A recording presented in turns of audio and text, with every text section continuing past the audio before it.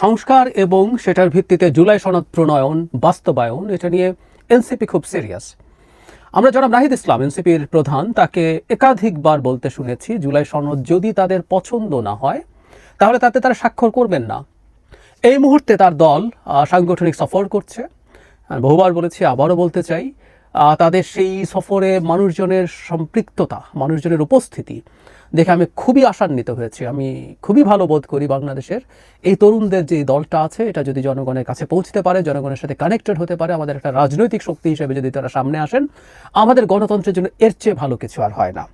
যাই হোক, জনাব নাহিদ এখানে গিয়েও একই আলাপ করছেন, একই কথা বলছেন। এই ব্যাপারটা নিয়ে কথা বলতে চাই। যেমন মানবজমিনের একটা হেডলাইন, জুলাই সনদ বাস্তবায়ন ছাড়া নির্বাচনে অংশ নেবে না এনসিপি, এবং এর ভেতরেই আছে তিনি বলছেন সংস্কার, তাদের যে সংস্কারগুলো মৌলিক সংস্কার বলতে তারা যা বোঝেন সেগুলো যদি অ্যাগ্রিড না হয় তাহলেও তারা নির্বাচনে অংশগ্রহণ করবেন না। এই ধরনের আলাপ এগুলো দীর্ঘদিন থেকে চলছে।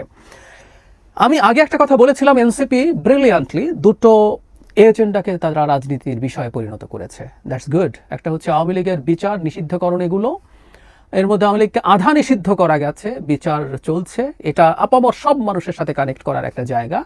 আমাদের প্রতিটা শ্রেণী পেশার মানুষ এটা চান। আরেকটা হচ্ছে আমাদের শহুরে শিক্ষিত সচেতন, এই তিনটা শব্দই যোগ করতে চাই। মধ্যবিত্তের কাছে একটা অংশের কাছে সংস্কারও খুব গুরুত্বপূর্ণ একটা এজেন্ডা। সংস্কারের প্রয়োজন আছে কি নেই সেই আলাপ ভিন্ন। আমি বহুবার বলেছি, রাজনীতিতে দরকারি জিনিসটাকেও পলিটিক্যাল এজেন্ডায় রূপান্তরিত করতে হয় পলিটিক্স করার জন্য, অ্যান্ড ইটস ফেয়ার, এটা ভালো, এটা করতে হয়। সো তারা এটাকে এজেন্ডা করেছেন, এটা বোঝা যায়। দ্যাটস ফাইন, রাজনীতি করুন, করবেন, এবং সেটা দিয়েই তারা জনগণের সাথে ওই শ্রেণীটাকে কানেক্ট করতে চেষ্টা করবেন। সেই শ্রেণী খুব বড় না হলে তাদের কিন্তু সোশ্যাল ক্যাপিটাল বেশি। তারা সোশ্যাল মিডিয়াতে লেখেন, কেউ টিভিতে কথা বলেন, কেউ মানে সোশ্যাল মিডিয়ায় কথা বলেন, কেউ লেখেন সোশ্যাল মিডিয়াতে, সো কলাম লেখেন, নানান রকম মানুষজন আছে। সুতরাং এটা তাদের একটা গুরুত্বপূর্ণ চয়েস। কিন্তু আমি এটা মানে আমরা কিভাবে দেখব, তিনি যখন বলছেন জুলাই সনদ বাস্তবায়ন, জুলাই সনদ বাস্তবায়ন আসলে এই সরকারের অধীনে করা যাবে না, এটা আমরা বুঝতে পারি। বিশেষ করে জুলাই সনদের মধ্যে সংবিধান সংশোধন নিয়ে বেশ কিছু ইস্যু আছে। সেটা পরবর্তী সরকারকে করতে হবে, পরবর্তী সংসদকে করতে হবে। সেটা কোন ফর্মের সংসদ সেটা নিয়েও ডিবেট আছে, ওটা সরিয়ে রাখি। ওটা এই সরকারের পক্ষে করা সম্ভব না। যেটা হতে পারে ঐক্যমত্যের ভিত্তিতে একটা সনদ লেখা হতে পারে, সেই সনদটা পরবর্তীতে সব দল মিলে সংবিধানে যে ফর্মেই হোক, এটা পুনর্লিখন হোক, সংশোধন হোক, ইনকর্পোরেট করবে।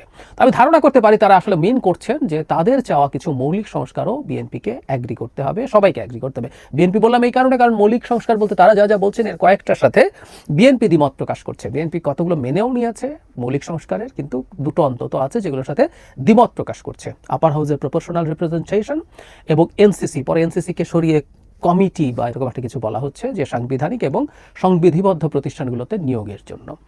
এই হচ্ছে বর্তমান প্রেক্ষাপট। এখন এনসিপি আসলেই এর মধ্যে কোনোটা না হলে নির্বাচনেই যাবে না।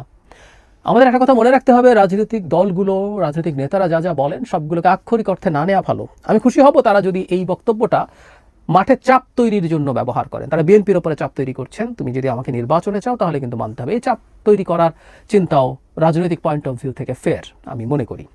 কিন্তু শেষ পর্যন্ত যদি তাদের এক্সপেকটেশন মতো মৌলিক সংস্কারগুলো না হয় সবগুলো, তাহলে কি দাঁড়াবে? তাহলে কি তারা আসলেই নির্বাচনে যাবেন না? এটা কি কথা তাদের ঠিক হবে?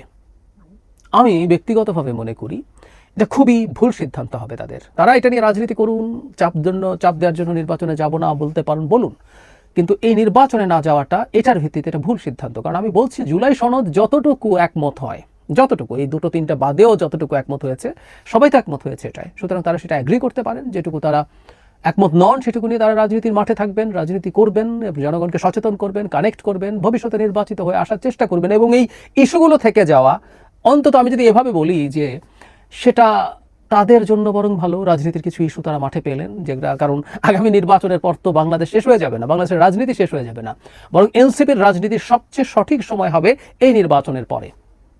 এখন পর্যন্ত যে ধরনের পারসেপশন, বিএনপি বেশ মেজর মার্জিনে জিতবে এবং বিএনপির সেই সরকারের সময় নানা ভুল ত্রুটি হবেও, এটা চোখ বন্ধ করে আমরা বলে দিতে পারি, এটা একেবারে নিখুঁত কোনো শাসন হবে না, যথেষ্ট প্রবলেম হবে।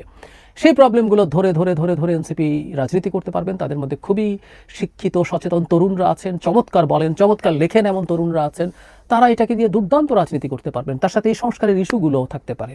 সুতরাং আমার কাছে মনে হয় না এটা খুব খারাপ কিছু হবে। সো আমি আশা করি তারা যে কথাটা বলছেন নির্বাচনে যাবেন না, এটা চাপ দেওয়ার জন্য বলছেন, রাজনীতির কারণে বলছেন, আসলে এটা শেষ পর্যন্ত তারা করবেন না।